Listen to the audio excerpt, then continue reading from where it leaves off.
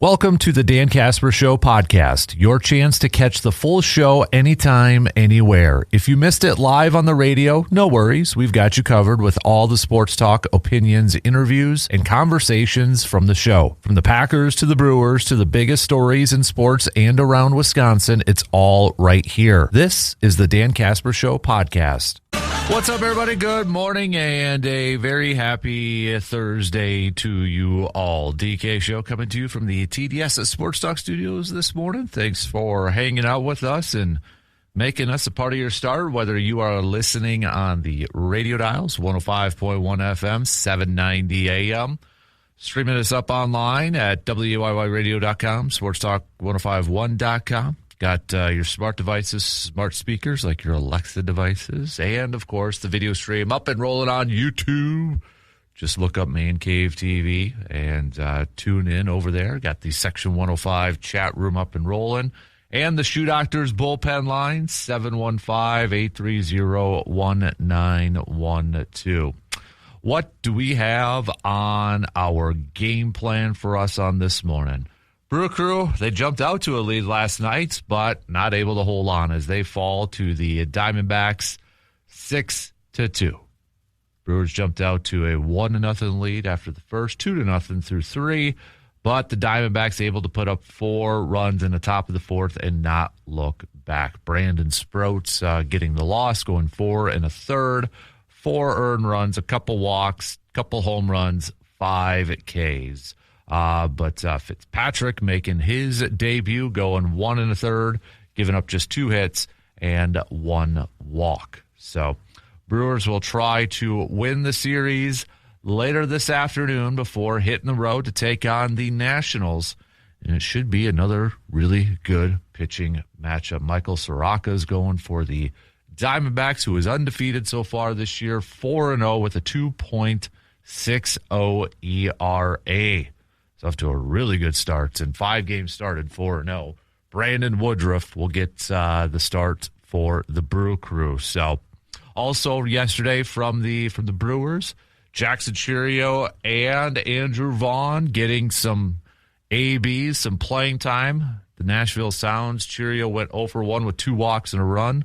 Vaughn 1 for 3. So, first time those 2 players have gotten any action since March. So hopefully it means that they'll be back on track to join the ball club next week. But another player that maybe start to keep our eye on here, Cooper Pratt. Cooper Pratt has been, well, he's been playing well here as of late. And he had another solid game last night for the Nashville Sounds. So could we potentially, maybe, possibly be seeing Cooper Pratt, considering the, I think the lack of production from the left side of the infield? I think that's fair to say, right? But could we maybe potentially see him here rather soonish? But we'll take a look at what he's been doing as of late here too. So, but possibly, maybe, could definitely use him. He's been hitting over 500 in his last 5 games. So could really use him at this point in time. But plenty of Brewers chat coming your way here this morning as we recap last night's loss and look ahead to this afternoon's game. Hopefully a win to win a series before the Brewers hit the road to take on the Nationals starting tomorrow. So what else do we got on the dockets here? We'll talk some playoffs. If you're a Wild fan, got a big night tonight, potentially, right? Potentially going to move on in the next round of the Stanley Cup playoffs as they host the Stars. It's going to be a big night just across the border from us because you got the T-Wolves also in action tomorrow here too. So, T-Wolves tonight. So if they win, they will also move on in the NBA playoffs. So we'll throw a little bit of that. We're going to throw a little football chat in here too. I want to ask you Packers fans, okay? Or, again, it's open to any fan base, all right? Of the rookie class, and rookie orientation, rookie camp's actually going to begin here tomorrow for the Packers, May 1st and 2nd. So social media, you'll get your first glimpses of the rookies and undrafted rookies and all that good stuff. But let me ask you this, something that we really didn't touch on. Who do you think needs, that's the key word, needs to be the most important or pivotal or needs to be the rookie that contributes right away for the Packers? Like I guess it is the most important one. We've talked about who, like, I think the new kicker Smack is probably going to be, the rookie that potentially gets on the field right away, or be a quote unquote starter, if you will. But which rookie do you think needs to be more impactful? How about that? Which one of those rookies has to be the most impactful rookie? Maybe it's just simple as Brandon Cisse because of the cornerback position. Maybe you're going with the defensive line just to kind of help stop the run. Maybe you're going with the edge rusher from Penn State because you got to get after the quarterback. Or maybe you're going with Trey Smack because he's the kicker. Think about that for a little bit and let me know. All right. We won't have a tailgate outdoors because Jake is turkey hunting. So, Jake, best of luck out there. So, but we'll catch up with him next time. So, also on the docket, it is a Enough is Enough Thursday. So what's the sports narrative? What's the sports story, or whatever you want to call it, a rumor or talking point where you're just like, man, enough is enough with this. Enough's enough. Let's stop. Hit us up. Best ones we'll read up on the air. Also, we're gonna play a little game time today. Once in a while we'll do a little game time and such, and let's just call this, it's a numbers game. All right, and I'll tell you what that is when we get to that here in just a little bit. Also, with it being a Takeover Thursday, this is the day where you can act like a producer. Give us a topic that you think is a good topic or you would like to throw out to the rest of the listeners to discuss and chat about, and including us. If you got a good one, you think it's a good one, we're an open book, all right? Send those on over too, whether it's on the Section 105 chat or on that Shoe Doctors bullpen line at 715-830-1912. So there you have it. That's our game plan for us this morning. Let's get things rocking and rolling. Pitter patter. Let's get at her, shall we? We'll get the leadoff going here. We'll talk a little Brewers, talk a little baseball to get things rolling.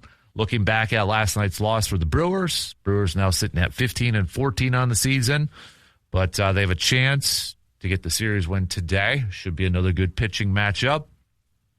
But maybe help is on the way, or we know help is on the way, but maybe a little bit more help on the way too, because I do want to talk a little bit about Cooper Pratt and even Jesus Mate. I know he's not going to make the big jump there, but got a couple guys here that maybe could add a little bit more help here for the Brewers. So let's lead things off there, shall we? We'll take our first break, and then we've got the leadoff coming up after these quick words.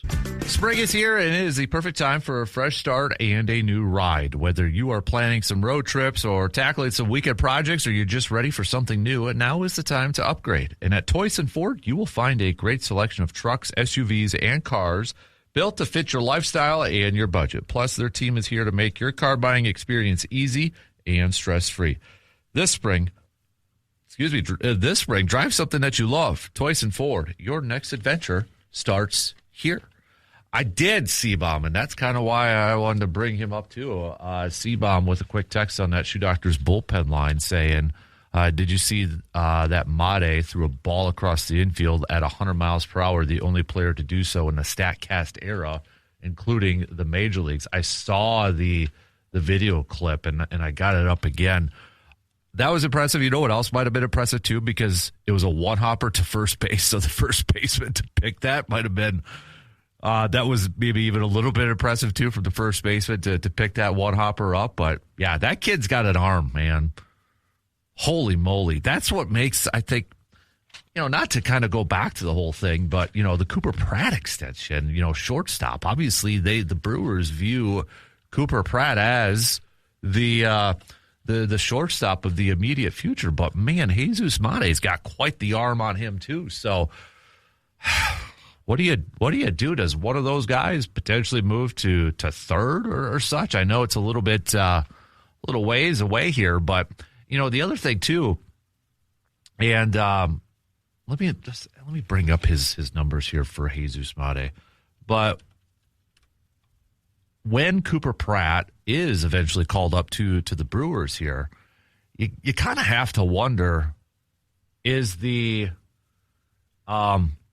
natural call-up going to be Jesus Mate then to AAA to replace him? Right now, so far this season, Mate, 2 home runs, 16 RBIs, and a .281 batting average with an .839 OPS. So, yeah, that's pretty darn impressive. And that's what makes this shortstop, whoever's going to be the shortstop of the future here for the Brewers, Cooper Pratt, Jesus Mate, they got options. Jet Williams was in there too, but I feel like maybe now Jet Williams is going to potentially be an outfielder in that. But then you got Fisher with the Timber Rattlers, and obviously we all know his name and such because of the World Baseball Classic and that. But man, he's Jesus Mate's off to a really good start this season too. But we'll get back to him and Cooper Pratt here in just a minute. Last night, the Brewers falling to the Diamondbacks. They jumped out to an early lead thanks to a 1-0 lead and added on another run in the third. But the Diamondbacks putting up 4 runs in the 4th inning, and that was enough. And they never looked back as the Diamondbacks get a 6-2 victory last night. They improved to 16-13. The Brewers falling to 15-14. Brandon Sproat gets charged with the loss. He went 4 1/3, giving up 6 hits, 4 earned runs, did issue a couple walks along with a couple home runs and 5 Ks.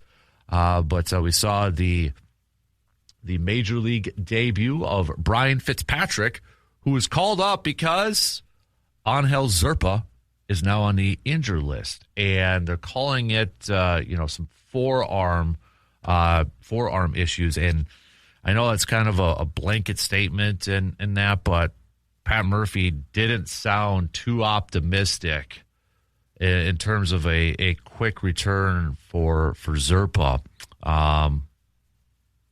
So, I mean, that's obviously very disappointing considering Zerpa's pitched a lot here this year. But Murphy said that Zerpa won't be back anytime soon, and they're doing some additional testing to check the severity of the injury. Pat Murphy calling it a big blow to the bullpen. But Brian Fitzpatrick, he had a 0.00 ERA coming into down in the triple or minor leagues. So making his debut, and I think he looked pretty good last night. And hopefully he can continue to do that if he's going to continue to get some more opportunities and such. But yeah, that we'll have to pay attention to the injury of Zerpa and see how long it's going to last or keep him out and such. But elsewhere last night's Brewers obviously putting out a right-handed heavy lineup going up against the lefty Rodriguez, and as soon as Rodriguez was pulled, Pat Murphy pulling a lot of his bottom of the order hitters to get them back in. I mean, Mitchell didn't start, Frelick didn't start, Hamilton didn't start, and as soon as Rodriguez came out, Mitchell came in for Jones, Frelick came in for Perkins, and then Hamilton came in for Ortiz. But outside of Terang, who gave the ball club a couple of hits and RBI, and Rengifo gave them a couple hits here too, not a lot from the offensive side of things, just 6 total hits for the Brew Crew. So RBI is coming from Bowers and Terang last night. So game 1 of the series where the Brewers offense kind of exploded, maybe more specifically in 1 inning, a little bit more quiet last night. So now we get game 3, the rubber match. And on the surface, at least on paper, it looks like it should be a really good pitching matchup between these two ball clubs. I mean, you've got Michael Soroka going for the Diamondbacks and then Brandon Woodruff going for the Brewers. And you got a little bit of experience across the board. Not a ton of experience for the Brewers going up against Michael, but if you're kind of looking at it, you're looking at maybe a game's worth for some of these players. A little bit more experience with the Diamondbacks hitters going up against Brandon Woodruff. I mean, Nolan Arenado's got 19 career bats against him, and he's hitting .211 and a .549. Carroll's 8 career bats, .500 with a 1.250 OPS. Marte's got 12 career bats, .333, 929 OPS. So, but you look at Michael, and the start that he has had so far this season for the Diamondbacks. I mean, he is off to a really, really good start in 5 games. 5 games that he has started this year. He is 4-0 with a 2.60 ERA, 34 strikeouts. He's already got a couple games with double-digit strikeouts. He began the season going up against the Tigers, picking up a win, 10 strikeouts. And the other one was against Philadelphia back on April 10th, 10 strikeouts. But he's recently coming off of a no decision going up against the White Sox, where he went 5 innings, and he threw over 100 pitches in that inning, or that game too, but gave up 1 earned run, 6 strikeouts. The game prior against Toronto, he went 7 innings, just 2 earned runs. And ironically too, the one game against Philadelphia where he had 10 strikeouts, that was his worst game in terms of earned runs, where he gave up 4 earned runs in that contest. But I mean, this is a guy that's, you look at his games, he's gone at least 90 or more pitches in every game so far in April. His one lone start in March had 89 pitches. So he's a guy that's going to eat up some innings. He's going to eat up, get you through probably on average at least 5, probably even 6. So can the Brewers offense maybe attack and rack up that pitch count against him and get after him? On the flip side, you've got Brandon Woodruff going here for the Crew. And I think when you look at Brandon Woodruff's starts of the season, I mean, he's 2-1 with a 3.77 ERA. We take that with Brandon Woodruff, right? I think we take that. His latest game, he's coming off of a loss against the Pirates, where 5 innings, 5 hits, 3 earned runs, 3 strikeouts. That was the Paul Skeens perfect game watch on Friday nights. But, I mean, you look at what Brandon Woodruff has done so far this season. I think his lone bad outing that you could say was his no decision against Boston back on the 6th, where he went 5 2/3 and gave up 5 earned runs. He's been a nice, stable presence within this starting rotation so far for the Brewers. But we'll see which offense maybe has the advantage today. Which offense can give this starting rotation some help early, and maybe get that maybe get the opposing starting pitcher out a little bit earlier on with some pitch counts racked up there. So, I have this is a good one from C-Bomb. He's got a takeover topic. A takeover topic possibility. What is the coolest or most memorable sporting event that all the listeners have seen live in person? All right. I like that. He says, I have a number of them with Green Bay, a couple with the Brewers, but for me, the most memorable is the Snow Globe game and the following week's NFC Championship. I also have a game that I'll save for a sports confession. All right, well, you got to remember to do that. That's a good one. I've got a couple off the top of my head, too. Yeah, I got a couple. How about the rest of you? Hit me up. Okay, 715-830-1912, or hit us up on the Section 105 chat on YouTube. That's a good one. Look at you, C-Bomb, on a Thursday, pulling out a good takeover Thursday topic. So, all right, we got to take a quick break. But we'll be back with plenty more coming up after these quick words. Just a couple of weeks, it's Barbecue Fest at the Northern Wisconsin State Fairgrounds, May 15th through the 16th. I'm going to be over there a little bit on the 16th, hanging out with our good friends at Mike's Star Market. But just head to nwsfa.com for the schedule of events. You've got the backyard griller competition, a cornhole tournament, vendors, live music. Should be a lot of fun. So put it on your calendars. Coming up May 15th through the 16th. 16th is the big day. That's Saturday. And come by. Maybe try some amazing barbecue. Who doesn't love that? Such. Get the smells of the grills going and all that. C-Bomb, come on, dude. I know you're all about that with the smokers and that. Surveyor, the rest of the crew. So, I'll be over there for a little bit on Saturday. But should be a lot of fun. It's Barbecue Fest coming up just a couple weeks, May 15th through the 16th at the Northern Wisconsin State Fairgrounds in Chippewa Falls. And I'll be there with our good friends from Mike's Star Market. And if you are getting ready should be already ready for grilling season. But if you're looking for something to put on the grill, look no further than our good friends over at Mike's, whether it's brats, maybe a good steak or maybe some ribs to throw in the smoker too. So, C-Bomb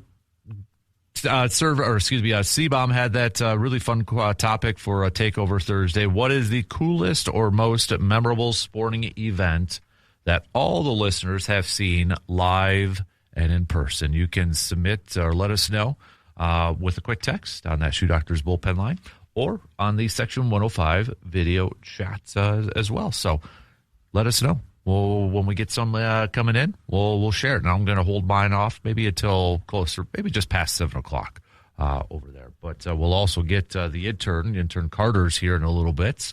Good morning, sir. How are you? Good. You got to be amped up for tonight. A little playoff hockey for the Wild. Should be a good one. Yeah, at home, chance to close it out. Yeah.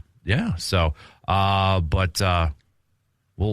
it's going to be a big night just across the border because you got the Timberwolves game tonight there too. So we'll see how that goes. But Brewers-wise, last night not able to get it done, as we were kind of talking a little bit about earlier. But we know help is on the way with Jackson Cheerio and Andrew Vaughn getting some playing time last night with the Nashville Sounds. Their first action since March, but maybe a little bit more help because Cooper Pratt has been actually playing really well as of late at AAA here too.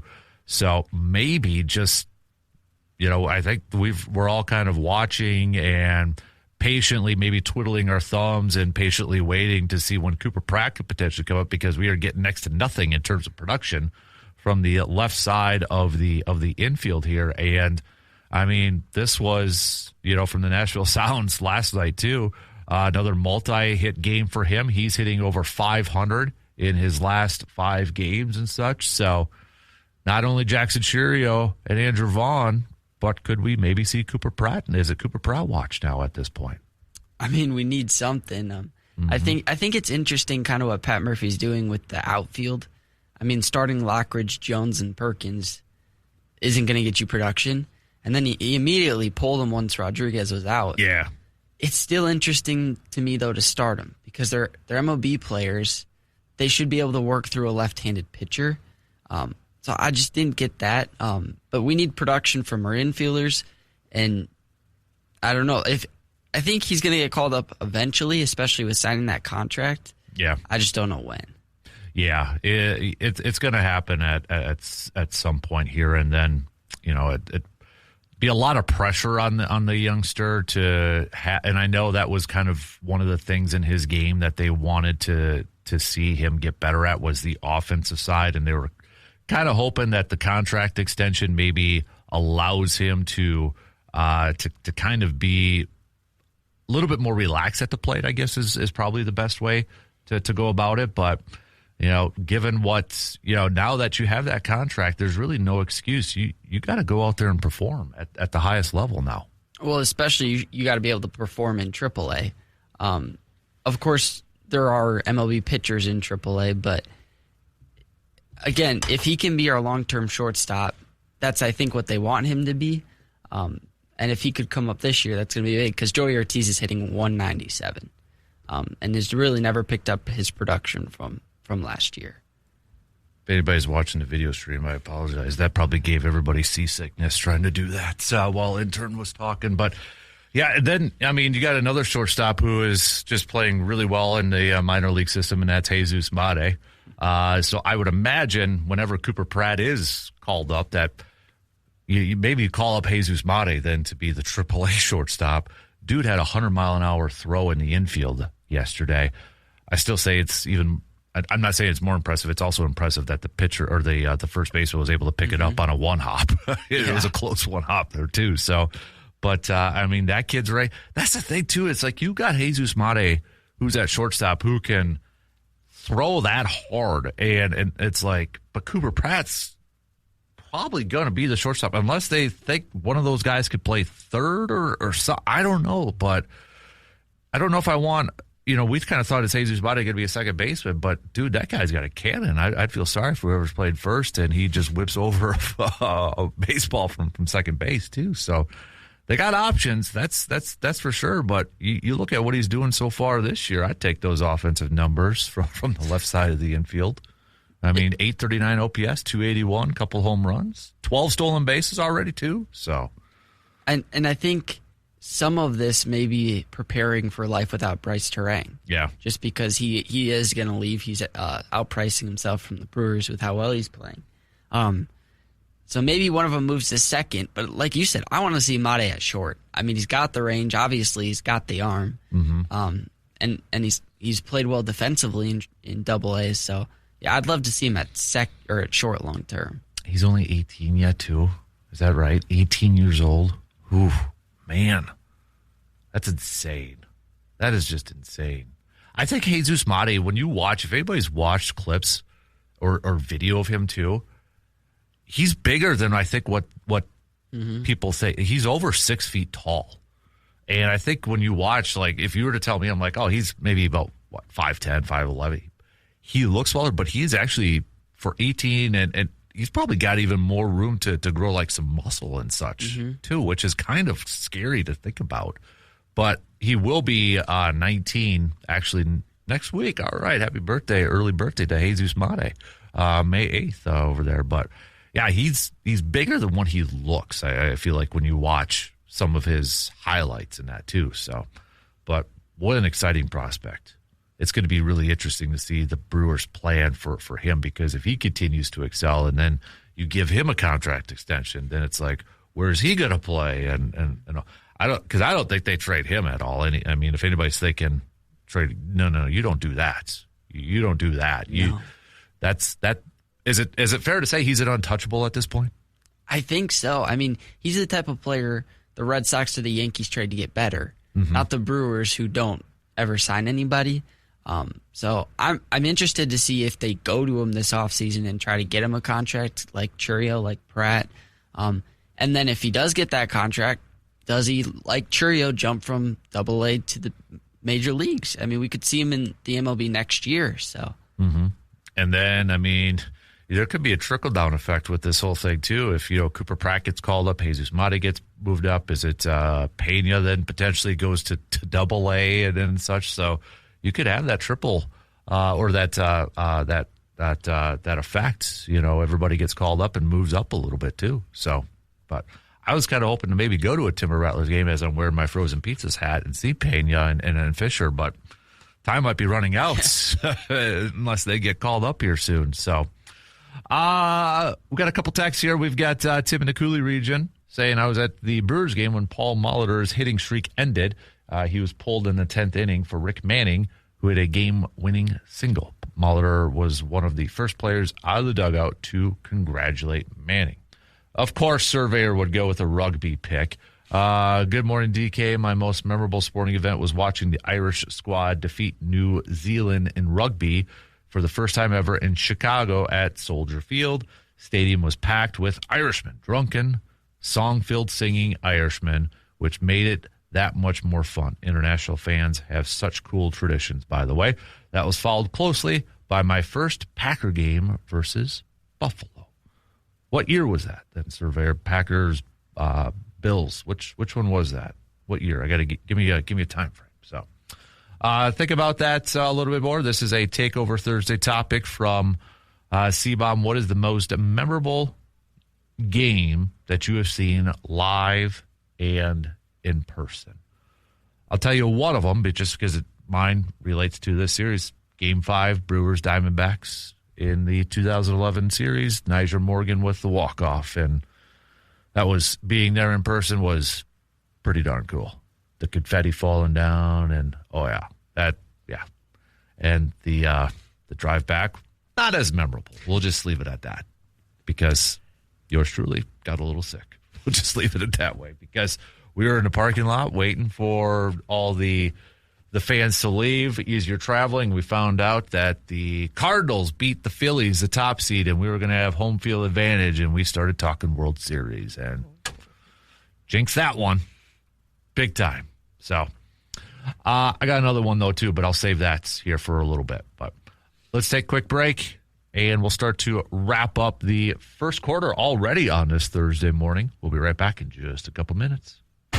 Road trip season is right around the corner. Are you and your vehicle ready to go the distance? Hey, before you hit the highway, make sure that your vehicle is in top shape with the help from AJM Automotive. From oil changes and tire checks to brakes and engine work, their experienced team will make sure that you are ready for wherever the road takes you. And now with 2 convenient locations in Eau Claire, getting your vehicle serviced has never been easier. Plan a trip and AJM Automotive will handle the rest. Just visit AJMAutomotiveServices.com to schedule your appointment today. And shout out to John from AJM Automotive. He's got to be feeling pretty good this morning. A proud pop. His daughter picking up her first career win for the Blue Golds yesterday in the Blue Gold softball sweep against UW Stout. So congrats to John's daughter and the Blue Golds for getting the sweep yesterday. Blue Gold baseball falling to Whitewater, but both the Blue Gold baseball team and softball team will wrap up their regular seasons and Stout regular seasons coming up this weekend before we get to WIAC tournament play already starting next week. Surveyor saying it was December 22nd, 2002, 10-0 Packer win. Another texter looks like is it John? Yeah, another John. We got a lot of. I think we got a lot of Steves and a lot of Johns. All of you Johns, we're going to have to come up with nicknames for all of you here. So, but John says, good morning. I was at Reggie White's last game in 1998 against the Tennessee Oilers. And I was also at the playoff game against the Giants with my young sons when Aaron Rodgers threw the Hail Mary touchdown to Randall Cobb on the last play going into halftime. So that Reggie White is one player I wish I could have seen play in person. That's one of them on my list there, but keep those coming. Those are some good ones here. So, we got about 10 minutes left here. You got one that pops up to the top of your mind. I know you haven't been to a Packer game yet, so that will be number one when it gets there. But last year I went to a Brewer game and they were down 8-0 and came back and won. So that's probably mine. That's a good one. Yeah. No, it was 2 years ago, not last year, but 2 years ago. Mm-hmm. No, that was a really fun game for sure. Absolutely. So, I got a few more. Now, it could be events, right? We don't have to just be with games, because the draft last year was pretty epic, and being there and being like feet away from the stage and watching was pretty cool. So that would definitely be on there too. But oh man. So all right, keep those coming. Sorry, I need more caffeine. It was a late night last night with baseball and such. So I got to retire from coaching, man. I think I'm going to pull in the. I'm going to throw the flag or throw the towel. I might have to retire from coaching. But probably the kiddos last night. We fell a little bit short, but that's okay. How's your baseball season going? Have you gotten underway yet? Or not yet. Waiting for high school to end. So we're just practicing right now. But. Gotcha. Yeah, we're a couple games in, but I don't know. I might have to. I'm getting too old for this now. So, but no, it was good. Proud of them. Last night we made it close, but just fell a little bit short. Tying run on third, and just fell a little bit short. But that's baseball, right? Mm-hmm. So, one of my other ones too, I'd probably throw in there I mean, the Favre final game, I was actually technically at Favre, both of Favre's final games at Lambeau. One as a Packer and one as a Viking. I was at the NFC Championship game 1, too. That was memorable. I still go back to that final one when he was a Vikings and just, it was a really good game. It was a close game.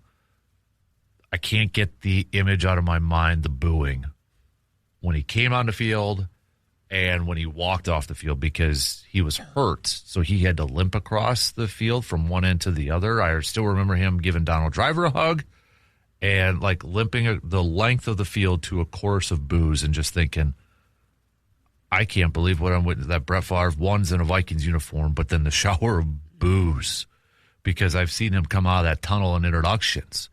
And when this is the thing, when you go to a game, I think is one of the coolest things, is player intros, especially the offense, because whether it was Favre, Rodgers, and now Jordan Love, they're the last ones to get introduced. You can't hear Bill Jarch, the public address announcer, finish the intro because it gets so loud in there. And to hear Favre from the Packers side, and then the boo side was just like, that's weird. It was really weird. So I'd throw that one on there, too, for memorable, for sure. But, and the draft, and Final Four, too. Those are pretty cool. But keep those coming. Now he's sucking up. C-Bomb says, if we're talking events coming up, I'd put that on there, too, doing Radio Row at Super Bowl. But he says, if we're talking events coming up to watch you work on Radio Row, getting to rub shoulders with so many legends, got to meet and shake Tony Dungy's hand, met Steve Mariucci, saw the likes of Alvin Kamara, Von Miller, and Deion Sanders, meeting Mike Golick. That was a really cool event, one that I will never forget. I wish they would do something like that again. I don't think they're ever going to, because so many other media members were complaining about the Super Bowl in Minnesota because of the weather. But I think it was really cool to have, and it was congested in there, I will say this, but to have Radio Row at the Mall of America so fans could witness it and almost kind of partake in it. I wish the NFL would do something like that again, because I think it was cool for the fans to experience that. Because you literally could walk around the corner and run into somebody.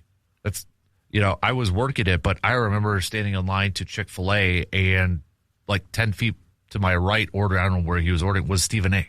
ordering something, and then walk around the corner to go to the bathroom, and I literally almost ran over T.O. He probably would have ran over me, but, it's like that stuff, or seeing, who was it, one of the Pittsburgh Steelers Hall of Famers going through Marshall Fields, just like that stuff. And I wish the NFL and even like other pro ones would do something like that, and seeing the fans being able to witness a lot of these people, that'd be cool. Mm-hmm. Because, you could go in and see all that stuff. And I don't think they're ever going to do that again, which is a shame. Yeah. I'm assuming it's free for fans to get in. Yeah. So yeah. Just to watch would be cool. Just to, see who you cheered for growing up, see what icons are there. Yeah. Yeah. Running into somebody ordering coffee from Starbucks or something like that. Or, Shake Shack was right there too. And a lot of the people would just sit there and grab, even like media members that on TV and such doing their shows. It was a very fan friendly experience. Now, from people working it, was it the best? Probably not, because it was really congested in there. But at the same time, it was cool to see all these people kind of watching you do your show and such. But yeah, it was just to see them kind of mingling and walking around like a normal everyday person was really cool. Like C-Bomb said, got to, shake hands and talk to these, what you normally couldn't be able to do. So it's a shame. I don't think they'll ever do it again. I wish they would, and I hope I'm wrong, but just from the reaction of everybody there, it doesn't sound like it's going to go back there, which is dumb. The whole cold weather thing is just dumb. Games played inside, yeah, and you're inside. That's where, I'll give our friend of the program, Peter King, credit. Because he was not retired at that time, but when he was doing, so what did he do? He's like, I'm going to go ice fishing. So he wrote about it, because he has never done it. So he's like, I'll write a story about it. That's what you should be doing, right? Instead of complaining about it, it's like, all right, embrace it and try to do something. And Make it a story. So, but yeah, dumb. Just dumb. So, keep those favorite sports memories coming. Hit us up, 715-830-1912. Steve from Altoona says 96 playoff game versus the 49ers in freezing rain. Also playoff game versus the Lions when the Packers held Sanders to -1 yards rushing. I remember watching those games as a youngster, especially the 49ers one. I remember that. The mess of the field and Andre back there for the kick return, too. I remember that whole thing. I remember the Sanders holding him to -1 because I remember as a kid using that as our biggest trash talking piece that we held Barry Sanders to -1 yard rushing. So, I remember that one, too. But to be there in person, that would be cool to watch those games. That'd be really cool. But there's been some tough ones I've been at, too, that are probably memorable in the wrong ways, like an NFC Championship game or anything like that. So I was at when Favre broke the touchdown record. That was cool at the Metrodome to be there. That was cool. So only time I've been to a game where a record's been broken. So keep them coming. Coming up next hour, I do want to talk a little football. So Packers fans, or if you're a fan of another team, what would be, or who do you think is the rookie that has to be a contributor, has to perform this year, has to be a big-time contributor for your ball club? Who do you think's maybe in line to be in line to do that, essentially? Also, I want to play a little numbers game here. So this is kind of one of my Takeover Thursday topics, but once in a while we'll do a little game time here. So LeBron did that interview with Michael Jordan and intern shaking his head, and we touched on it a little bit yesterday, but he made a line or a comment about, I hope I made or represented the number 23 well. So I want to do a little game time. The most iconic numbers in sports, jersey numbers, in each sport: hockey, baseball, basketball, football. Basketball is probably the easiest one, but what is the most iconic jersey number in the other sports, in your opinions? So send them on over. Again, basketball is probably the easiest one. Hockey, I'd say, is pretty close too. Hockey, yeah. Yeah, but we'll see what the rest of the armchair